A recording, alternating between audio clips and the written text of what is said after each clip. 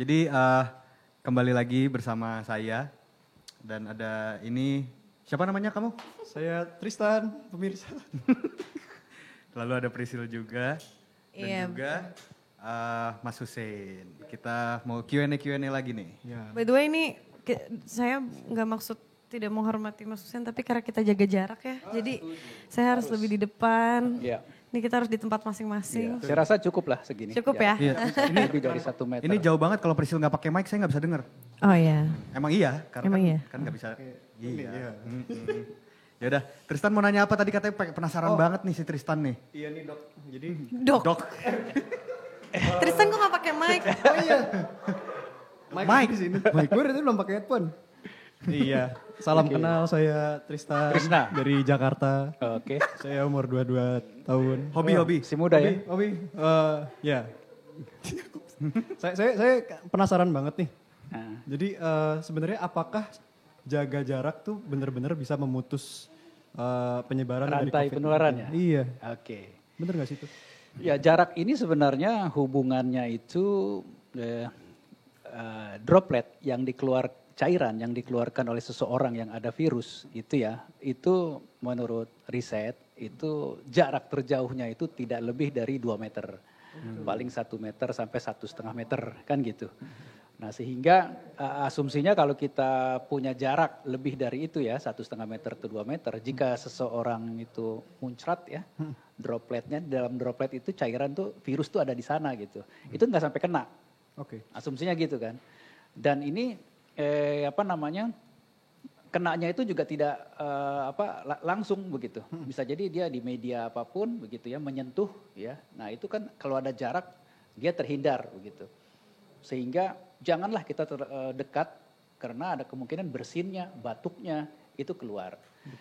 Jika semua kita melakukan jaga jarak seperti itu sangat efektif untuk mengurangi resiko. Mencegah ya? Mencegah. ya, Nah, Mas? resiko itu bisa lebih lebih rendah lagi jika yang sakit gitu memakai atau siapapun ya saat ini memakai masker. Oh betul. Sehingga udah ada jarak tapi juga terhindari begitu.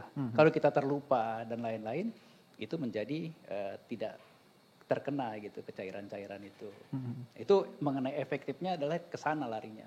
Apakah penerapan di negara-negara lain itu juga udah melakukan ini dan terbukti efektif? Gitu? Ya ini kan pandemi ya. Pandemi itu artinya penyakit yang ada di hampir seluruh negara di dunia. Nah ini luar biasa, lebih dari 200 negara di dunia. Dan ini semua terjadi. Jadi WHO itu memang merekomendasikan social distancing dan juga sekarang physical distancing. Dan ini dimanapun ini berlaku begitu. Semakin disiplin sebuah negara begitu atau sebuah kelompok masyarakat melakukan physical distancing, itu kemungkinan besar resikonya itu kasus di negara tersebut bisa berkurang. Cuma salah satunya aja. Karena pertanyaannya kan tentang jaga jarak itu kan. Ya. Ngomong-ngomong soal jaga jarak nih Pak, tadi Bapak kan sempat menyinggung droplet. Ya. Kalau misalnya saya batuk, Ya. terus droplet kena misalnya uang kertas atau apa, berapa lama sih virus itu dapat bertahan di suatu benda? Ya, sebenarnya virus itu bisa hidup kan di di makhluk hidup ya, di tubuh manusia. Begitu keluar ya dari tubuh sebenarnya relatif dia mudah mati begitu. Mudah mati di suhu kamar, di luar begitu itu mudah mati. Artinya dalam beberapa waktu ya beberapa menit pun sebenarnya juga mudah mati. Nah, tetapi yang jadi masalah begitu kita tidak boleh meremehkan begitu saja. Karena bisa jadi walaupun baru sebentar ya itu kita menyentuhnya. Nah, jadi masalah kan ketika disentuh tanpa sengaja tangan kita itu langsung menyentuh wajah, menyentuh terutama mulut, hidung dan mata. Nah jadi point of entry, pintu masuknya itu di lubang-lubang itu gitu. Nah itu kalau tidak ke sana ya tidak tertular. Nah tapi keseringan kita itu kan refleks begitu, refleks memegang wajah gitu. Jadi pesannya itu sebenarnya yang penting juga adalah sekarang ini jangan persering megang wajah sebenarnya. Nah gitu kan. Sehingga kalau tanpa sengaja kita jadi tidak tertular. Dan yang penting adalah sekarang kalau memegang sesuatu, terutama yang sering dipegang oleh umum ya, gagang pintu misalnya atau tombol lift, tombol ATM dan lain-lain, bersegeralah cuci tangan pakai sabun atau hand sanitizer. Jadi ketika kita memegang wajah itu sudah mati virus itu. Tapi karena ini saya biasain sih misalnya cuma ke minimarket atau saya ngambil ATM, habis itu pulang saya mandi. Wah lebih Biar hebat langsung lagi, aja. lebih hebat lagi itu seluruh tubuh itu kan. Iya. Saking gak mau tertularnya pas nyetir, Prisil gak mau pegang setirnya Pak. Nah kalau itu bahaya. Itu Kalau bahaya, itu nggak bahaya. boleh ya? Itu bahaya, corona enggak rumah sakit masuk. Nah betul. Oke, Mas ini mau tanya juga, kan bentar lagi itu kan puasa ya? Apa bulan puasa masuk bulan puasa, Ramadan? seminggu lagi nggak nyampe ini ya. Oh iya. Gak nyampe. Sedikit lagi, berapa hari lagi? Hari Jumat udah puasa itu. Iya betul. Ya, Nah terus kan akan ada, pasti ada apa ritual buka bersama, terus ada taraweh, itu yang udah pasti nggak boleh, tapi dan mudik gitu gimana kira-kira? Ya ini kan kita sebenarnya menyambut dengan sukacita ya bulan Ramadan ini dengan suasananya, ritualnya yang sangat menyenangkan begitu. Tahun ini memang ya kita mau tidak mau harus lebih menjadi suasana yang lebih prihatin begitu ya menghadapi situasi ini. Tetapi kita harus bijak, jangan sampai kita mengikuti ritual itu tetapi wabah penyakit tersebar begitu. Itu menjadi mudorotnya lebih besar daripada manfaatnya gitu kan. Artinya hal-hal seperti itu yang orang sering berkumpul begitu kan, sehingga terlupa ada physical distancing, itu bisa terjadi penularan ketika buka puasa bersama. Kan kita senangnya tuh bergembira gitu kan, ketawa-ketawa, makan sama-sama, dan biasanya kan kalau jauh-jauhan malah nggak enak malah. Nah itu seringnya kumpul guyup seperti itu sangat beresiko. Cobalah dihindarilah kali ini. Artinya ya kita bisa lakukan hal-hal yang lebih kreatif begitu kan. Tidak harus hal-hal yang mengumpulkan banyak orang. Kemudian mudik ya. Mudik, pada mudik nggak nih? Biasanya mudik nggak? Enggak, orang Jakarta ya? Orang sini aja Mas. Ya, ini mudik ini sesuatu yang ditunggu-tunggu, orang ada yang berbulan-bulan beli tiket pengen mudik gitu. Nah ini sekarang ini harus betul-betul kita lebih hati-hati ya, karena selama perjalanan mudik itu resiko banyak sekali. Di perjalanan contohnya, kalau dipakai kendaraan umum, kereta dan lain-lain, itu resiko kan juga banyak itu kan. Kontak-kontak sosial dengan orang lain. Kemudian yang berikutnya adalah kalau kita mudik misalnya ingin ketemu orang-orang tercinta kan, ingin ketemu orang tua dan lain-lain. Tadinya kan kita ingin melepaskan kerinduan, kita memeluk, cium tangan dan lain-lain gitu. Tapi kali ini kalau kita mudik, kita melakukan hal seperti itu, malah apa yang terjadi?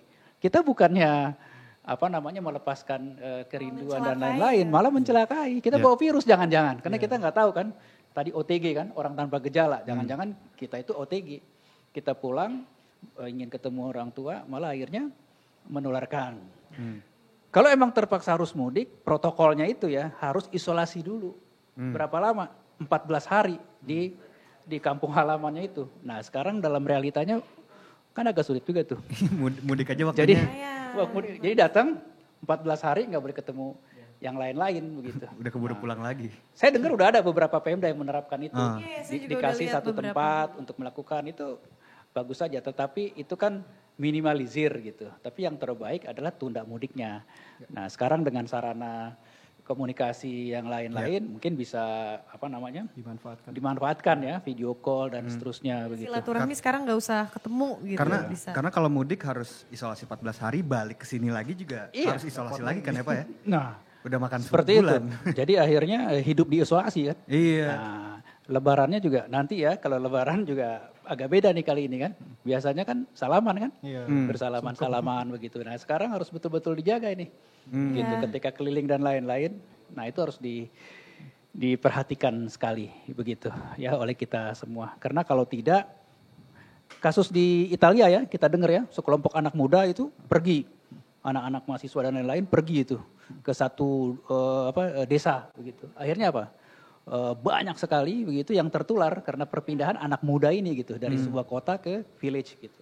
Ini jangan sampai hari ini terjadi di Indonesia. Ya. Oke, teman-teman, kita mau ngasih tahu juga kabar gembira tentunya dengan update donasi sekarang sudah senilai 23.672.029 rupiah. Keren. di jam 21.05. Iya. Betul. Mudah-mudahan terus naik ya angkanya. Semoga terus naik. Iya. Kita ajak teman-teman untuk ayo bersama berbuat baik juga bersama. Ya. Dan kalau mau ngasih THR sekarang transfer aja ya. Jangan pakai duit fisik. Oh iya, betul. Ya kan? Betul. Mengurangi ini kontak fisik. gitu Dan dia. penyebarannya betul sekali. Jadi kalau yang masih mau nyumbang bisa banget, kita masih buka sumbangan. Ada di sini. Bisa transfer di bawah ini, aduh. Dan akan disalurkan Ke ini puskesmas, para tenaga-tenaga puskesmas yang sedang berjuang di garda terdepan berhadapan dengan masyarakat. Nah ini mereka juga perlu alat pelindung diri, ya kan. Kemudian mereka melakukan edukasi, turun ke masyarakat, memantau orang yang isolasi di rumah. Nah ini kita sangat mendukung. Mudah-mudahan ini salah satu kontribusi ya. Anda semua ini berkontribusi nih. Amin. Ya. Oke, habis ini kita ada video juga akan disaksikan sebentar lagi, video dari Mantra Futura. Ya, apa Kita nih? dong. Apa nih? Lupa gue. Video dari kalian. Video ini merupakan kumpulan dari kumpulan harapan dari teman-teman musisi untuk 2020 yang bisa dibilang cukup berat, penuh tantangan. Nah, semoga video ini bisa terus berkumandang dan Menyemangati. Mungkin Mungkin sebelum penutup, mungkin Bapak Ya. ada...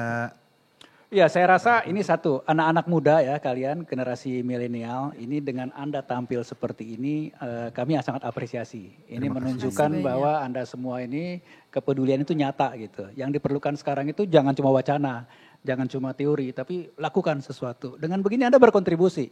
Anda pahlawan gitu. Ya selain rebahan tadi ya, tapi juga nyanyi gitu, tampil menghibur orang untuk tetap semangat.